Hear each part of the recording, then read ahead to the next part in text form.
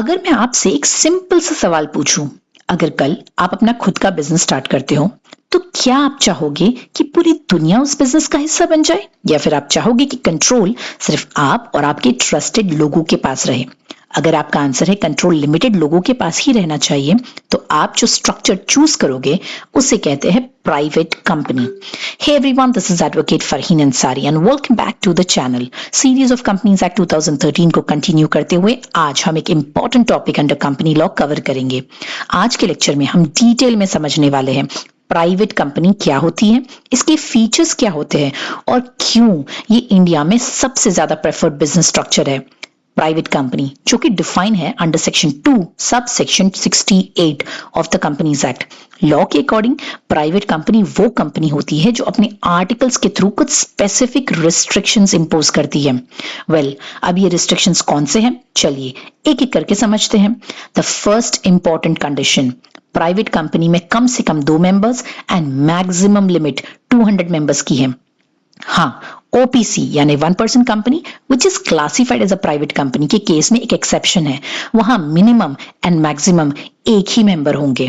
अब यहां एक एग्जाम ओरिएंटेड ट्विस्ट है, ध्यान से सुनना। अगर 2 या 2 से ज्यादा लोग जॉइंटली शेयर्स होल्ड कर रहे हैं तो उन्हें सिंगल मेंबर ट्रीट किया जाएगा। एंड इवन मेंबर्स की काउंटिंग करते वक्त 2 कैटेगरीज के लोगों को एक्सक्लूड कर देते हैं। Number 1 employees of the company and number 2 farmer employees जो एम्प्लॉयमेंट के टाइम मेंबर्स बन रहे थे और अभी भी वो मेंबर्स है।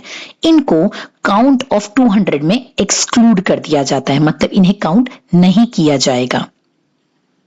Second important condition, private company share transfer को रिस्ट्रिक्ट करती है, मतलब आप अपने शेयर्स किसी भी आउटसाइडर को फ्रीली ट्रांसफर नहीं कर सकते।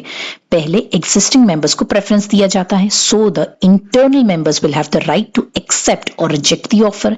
इसीलिए हम कहते हैं private company is a closely held company. Third और बहुत important condition, private company public को इनवाइट नहीं कर सकती फॉर सब्सक्राइबिंग इट्स शेयर्स और सिक्योरिटीज, मतलब no public issue, no advertisement for shares. Private company सिर्फ प्राइवेट अरेंजमेंट के थ्रू ही फंड्स रेज करती है। प्राइवेट कंपनी के नेम के एंड में हमेशा प्राइवेट लिमिटेड ये वर्ड लिखा होता है।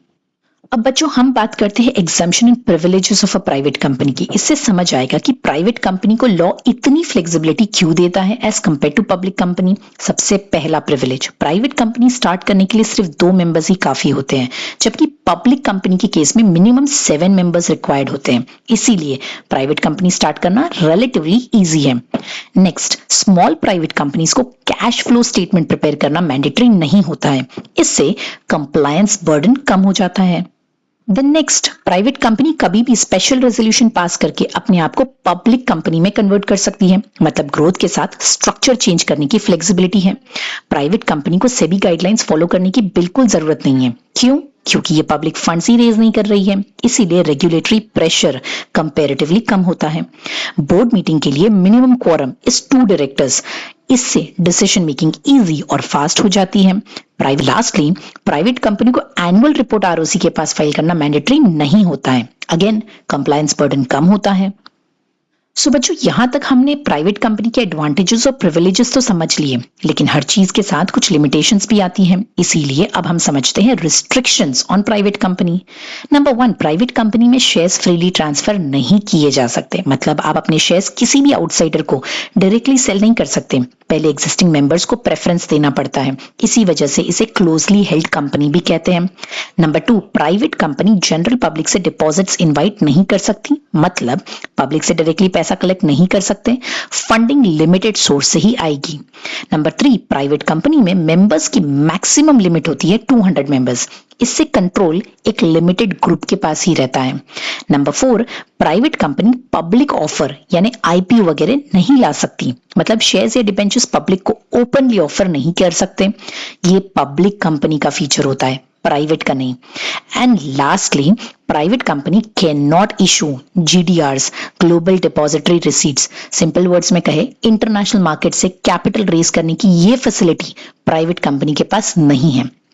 तो बच्चों, अगर हम इसे एक सिंपल लाइन में सिंप्लीफाई करें तो private company is equal to limited members plus restricted shares plus no public invitation. और इसी वजह से इसका कंट्रोल एक छोटे ग्रुप के पास ही रहता है और ओनरशिप एनवायरनमेंट होता है कंट्रोल्ड और पर्सनल।